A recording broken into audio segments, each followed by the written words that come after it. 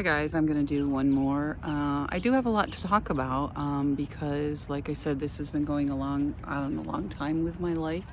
And for a long time I didn't have answers to anything. That's why I kept a journal. I wrote every morning, sometimes 2 or 3 hours in the morning, certainly on the weekend. I usually only had caffeine on the weekends. I treat myself to a cup of coffee or go to Dunkin' Donuts or Stewart's. Certainly Stewart's has proven themselves to be pretty abusive. As soon as I was put on the street, they were pretty obnoxious with the bathrooms. I certainly never used a public restroom when I worked professionally.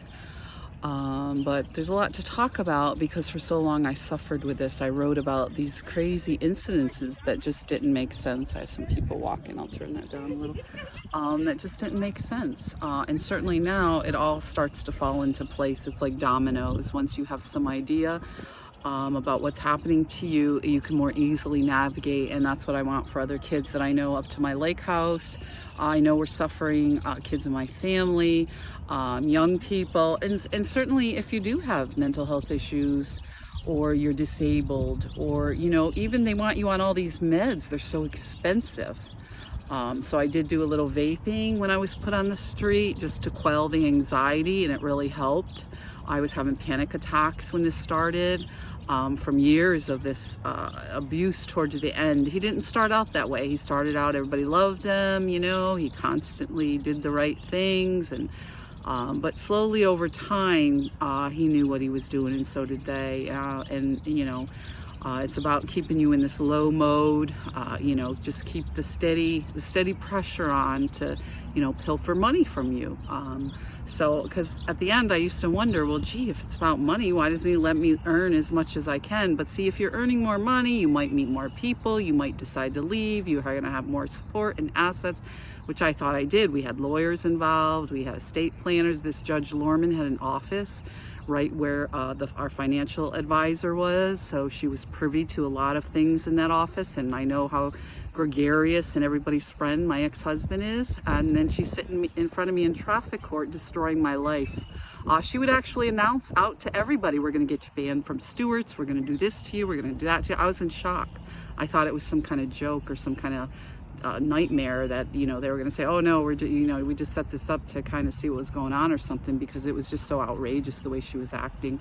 And certainly the police officer was right in the courtroom numerous times, people there, after he sexually assaulted me, laughing and joking with her and putting this stuff together. I tried briefly to talk to him, thinking it was a mistake. Certainly I had known his parents since I was a little girl, when my mother's boyfriend Bud used to bring us to the radio station because his daughter sang, and he was involved in all these banquets and weddings.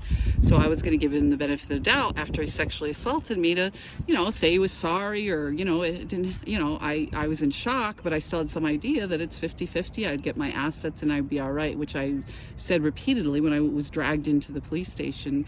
It's 50-50. I get my assets and I'll leave. But that's certainly not the way these people went. And they laughed and joked about it through the entire process, that I was going to be on the street, I was a prostitute, and I was going to have nothing belonged to me. And I watched them destroy everything in my life. And most of it was done when I was still in shock. And this is why I don't think judges should be allowed to do this initially. Things should be divided, which is what the law says. Two people are stabilized, housing, with transportation, their jobs, their children, what have you, and then it needs to proceed to a criminal a hearing to see how much evidence there is, see if you can defend yourself. You're going to need a criminal attorney, certainly with sensitive issues like child abuse, domestic violence, certainly historical child abuse that factors in, certainly with trafficking, because I believe I was preyed upon from a long time with these people. Certainly I grew up in a neighborhood where he had family members. He also knew my mother's boyfriend's family, and certainly with the inappropriate relationships that went on between people with these swingers clubs and other nefarious relationships that I had no idea about it, because I was kept isolated, I was kept away from the finances, and I did know enough. So when the police came and he made up all this stuff, that I was being kept from the finances. But so here I am, certainly we're going on 7 years later, and I still can't do absolutely nothing, while he goes around and tells people it's because I'm incompetent or mentally ill. Then they get people online. There's no shortage of people connected to these groups of people willing to go online and say the most horrible things about you, or make up things. They call the police over nonsense over you. They get you evicted, they get you in trouble, they certainly get your children taken away.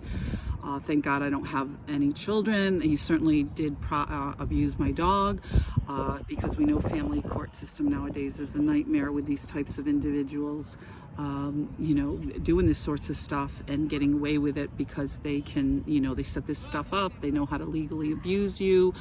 He knew a lot of this stuff because his aunt was mentally ill, and we took care of her for 20 years of our marriage. Nobody else came around, but certainly when she went to divide up her assets, which she always said she didn't really have any. It turns out she had quite a lot of money, and certainly I ended up getting nothing. And that was with my mother-in-law too. After taking care of her, she was legally blind. Also with my ex-husband, people wonder, well, people keep saying, well, why, these haters, why do you keep talking about this? Because I'd like to live my life. I think after a decade of this kind of abuse and harassment, I surely am entitled to be in an apartment and safe. I should be ordered back into my property because it was a total scam. It was set up from the start. I believe everybody knew that. I reached out to numerous lawyers. They told me they were either friends or they couldn't do that. They bring in these different DAs that just shuffle papers. There's no accountability. They bring in these different judges.